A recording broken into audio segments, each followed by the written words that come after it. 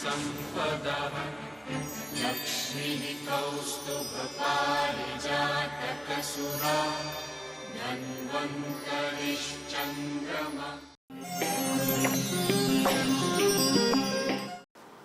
नमस्कार साथियों, आज फिर मैं एक नई वीडियो के साथ आपके सामने प्रस्तुत हूं और आज हम बात करते हैं उस घटना की जो 3 महीने पहले एक छत्तीसगढ़ से एक महिला और पुरुष आते हैं। बेचारे थक चुके थे, हार चुके थे और शरीर भी बहुत मोटा हो चुका था और उम्र भी पुरुष की 45 के लगभग थी और औरत भी 32 वर्ष की थी। चेहरा उतरा हुआ उदास से, चेहरा सफ़ेद महिला का, चलते हुए सांस फूल रहे थे। दोनों जब मेरी क्लिनिक में आए, मेरे औषधालय में आए तो बड़े थके हुए दिखाई दे रहे थे। उन्होंने कहा, वैद्य हम तो छत्तीसगढ़ से आए। और छत्तीसगढ़ में भी कहाँ से? देवगढ़ से। तो उन्होंने कहा कि हमने आपका नाम सुना है, YouTube पर देखा है और टीवी पर भी आपको देखते हैं। और एक हमारे रिश्तेदार जो दिल्ली में रहते हैं, उन्होंने आपसे इलाज कराया था शुगर का और वो शुगर में अब बिल्कुल ठीक है। उन्होंने ही हमें कहा कि आप भी उनके पास जाइए। मन नहीं कर रहा था क्योंकि खूब इलाज कराया। डॉक्टरों ने कहा कि आपको संतान नहीं हो सकती। मैंने कहा कि संसार में जो व्यक्ति आया है वह अवश्य ही अगर शादी करता है तो संतान को पैदा कर सकता है। अगर भाग्य में नहीं होगी तो होकर के गुजर जाएगी, लेकिन संतान अवश्य होगी या फिर वो नपुंसक बन जाएंगे। अगर नपुंसकता नहीं है, फिर चाहे कोई भी कारण हो, आपको संतान हो सकती है। तो महिला कहती है कि वैद्य जी, मेरी ये पहले ट्यूब ब्लॉक थी, डॉक्टर्स ने उसको खोल दिया। कुछ समय बाद दूसरी ब्लॉक हो गई, उसका भी ऑपरेशन कराया, लेकिन अब दोनों ही मेरी ट्यूब्स ब्लॉक हो चुकी है। और अब कहते कोई तरीका नहीं, कोई ऑपरेशन भी नहीं हो सकता, आपको IVF कराना पड़ेगा। मैंने कहा कि देखिए, संसार में जो आया है वह अगर इच्छा है तो हर चीज़ प्राप्त कर सकता है। अगर आपके अंदर अब इच्छा है कि हमें संतान प्राप्त करनी है तो अवश्य ही होगी। बोले, वैद्य जी थक चुके हैं, लेकिन इसी आशा के साथ कि रिश्तेदार ने कहा कि वैद्य जी अवश्य ठीक कर देंगे, हम आपके पास आए हैं। तो मैंने कहा कि आप नाड़ी दिखाइए। तो नाड़ी देखकर मुझे पता चला कि बचपन में उसको पीलिया हुआ था। पीलिया के कारण लीवर का साइज, फैटी लीवर 4 ग्रेड का हो चुका है और उस आमरस के कारण उसकी नसें ब्लॉक होती जा रही हैं। उसी नसों की ब्लॉकेज के कारण फ्लोपिन ट्यूब ब्लॉक हो गई। उसी लीवर की कमजोरी के कारण नर्व वेरिकोज हो गया, जिसके कारण रात को सोते समय पैरों में जलन हो रही है। और नर्व वेरिकोज के कारण जब यह गैस आपके सिर में जाती, सिर में दर्द कर देती है और आप काम करते हैं तो हांफने लग जाते हो, सांस फूलने लग जाता है, ठंडा पसीना आ जाता है, नींद आपकी गायब रहती है, वेट बढ़ता जा रहा है। कहा, वैद्य जी बिल्कुल आप ठीक कह रहे हैं, हमारे साथ ऐसा ही हुआ है। लेकिन चलो, ये तो सबकी समस्याएं हैं, सबकी सांस फूलते हैं, पैरों में जलन होती है, झंझनाहट होती है, लेकिन सभी निसंतान तो नहीं है। हमें ये दोष क्यों लगा? हमने खूब झाड़े झपटे वाले के पास भी गए। मैंने कहा, सब बेकार की बातें हैं। विज्ञान के इस युग में, भारत की इस भूमि में जहाँ वेद का ज्ञान है, वहाँ आपको अज्ञानता पर नहीं जाना चाहिए। वेद एक वैज्ञानिक शोधित ग्रंथ है जो ईश्वर के द्वारा प्रमाणित है। शोध पत्रों के रूप में वेद में छपा हुआ है उसमें लिखा है जन्म के पश्चात होने वाले प्रत्येक रोग को ठीक किया जा सकता है। अगर किसी महिला को महीने आ रहे हैं, भले ही अंडा न बनता हो, रैप्चर नहीं होता हो, फ्लोपिन ट्यूब बंद हो गई हो, या फिब्राइड हो गया हो, या फिर बल्कि यूट्रस हो गया हो, या कहीं गांठ बता दी गई, तो ये कोई कारण नहीं कि आपको निसंतान रहेंगे, आपको संतान अवश्य होगी। और जो पुरुष है वह भी चाहे शीघ्र पतन का रोगी हो, धात का रोगी रहा हो, कीटाणु मरे हुए बनते हों, ऑजोस्पर्मिया नहीं होना चाहिए, या पूरे ताकतवर उसको कीटाणु नहीं बनते, उस प्रत्येक व्यक्ति को ठीक किया जा सकता है। तो उनके पतिदेव साथ में थे, तो मैंने कहा कि आपको क्या है?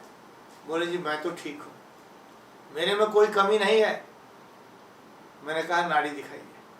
मैंने उनकी नाड़ी देख के जो बताया तो उन्होंने स्वीकार किया कि हाँ जी ऐसा ही होता है। तो मैंने कहा कि आप दोनों को सिर्फ 1 महीना दवाई खिलाऊंगा, और दोनों को ब्रह्मचर्य का पालन करते हुए, खूब घी दूध का प्रयोग करते हुए उसे दवा का प्रयोग करना है।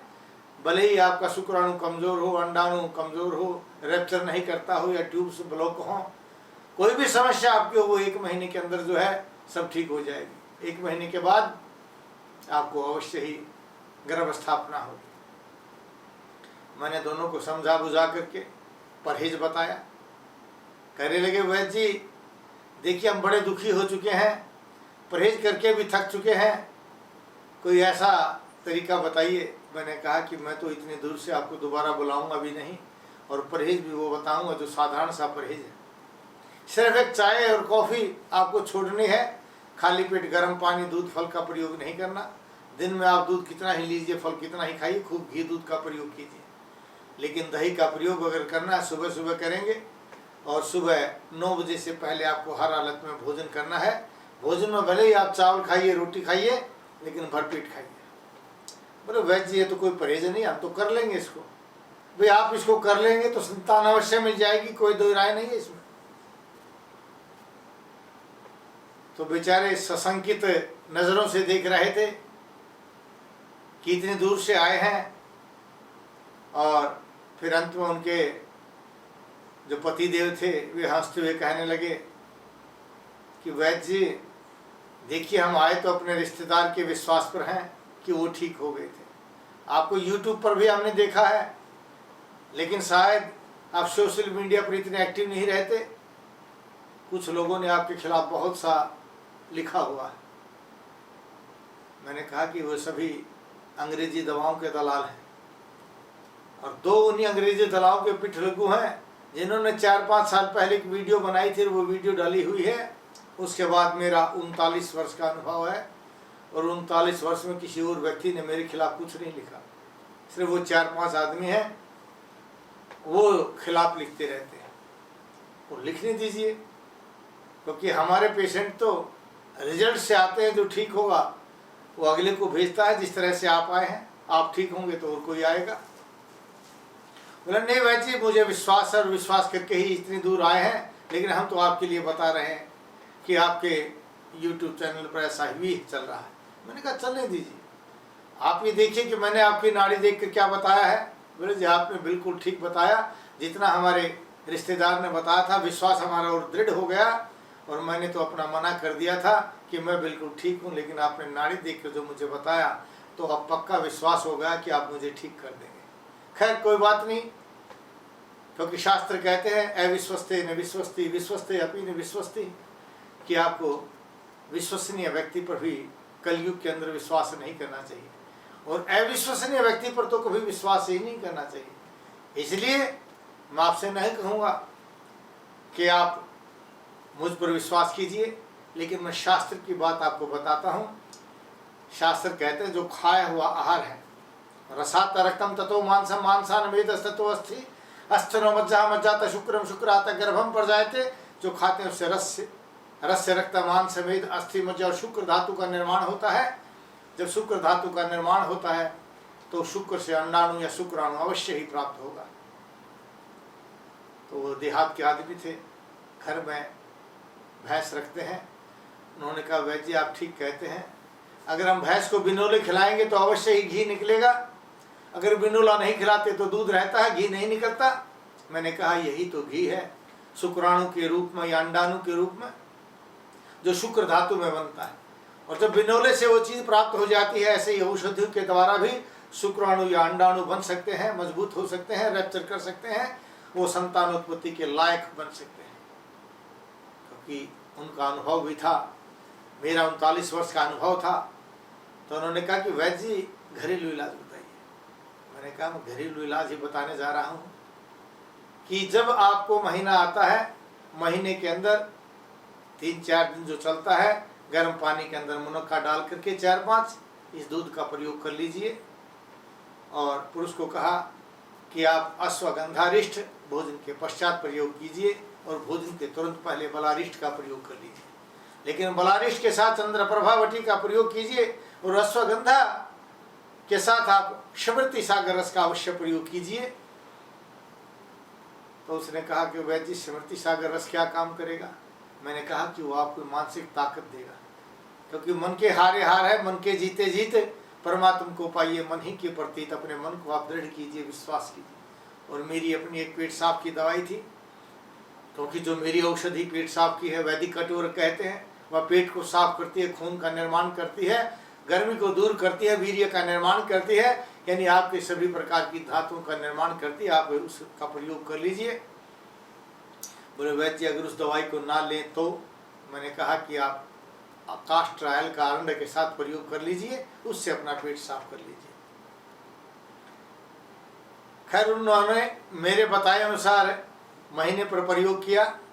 1 महीने के पश्चात अगले महीने मेंसेस आ जाते हैं दोबारा, तो महिला का फोन आता है कि वैद्य जी अभी बच्चा नहीं रुका है। मैंने कहा कोई बात नहीं, मैं अपनी वैदिक कटोर भेज रहा हूँ, आप इसका प्रयोग कर लीजिए। वैदिक कटोर के साथ जो आपने बाजार में स्मृति सागर रस का प्रयोग किया था, उसकी जगह आप मेरी बनाई हुई इसी अश्वगंधारिष्ट का प्रयोग कीजिए और बलारिष्ट का प्रयोग कीजिए। मैं अपनी बनाई हुई चंद्रप्रभावटी दे रहा हूँ, आप इसका प्रयोग करके देखिए।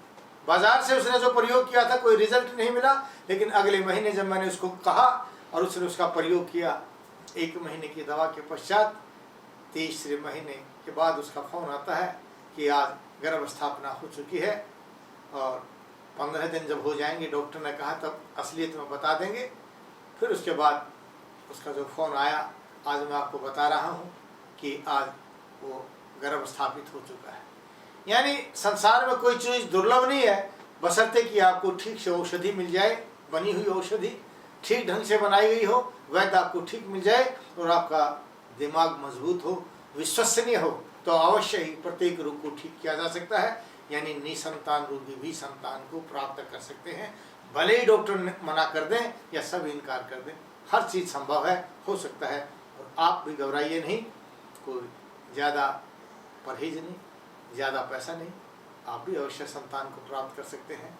जय भारत, जय भारती। हाँ याद रखिए, टीवी स्क्रीन के नीचे जो नंबर लिखे रहे ना, जब आपको रिजल्ट मिलता है तो आप इन नंबरों पर फ़ोन कीजिए, अपॉइंटमेंट लीजिए, मैं आपके प्रत्येक रोग को दूर करूँगा, आपकी प्रकृति को जान लेंगे। नाड़ी परीक्षण कराने के लिए वैद्य जी से मिलिए रोजाना रोहतक में गली नंबर 5 विनय नगर, हुड्डा सेक्टर 1, दूसरी पुलिया के सामने मेन दिल्ली रोड, और दिल्ली में महाराजा अजमेर भवन अध्यापक नगर नजदीक नारायण धर्म कांटा नागलोई।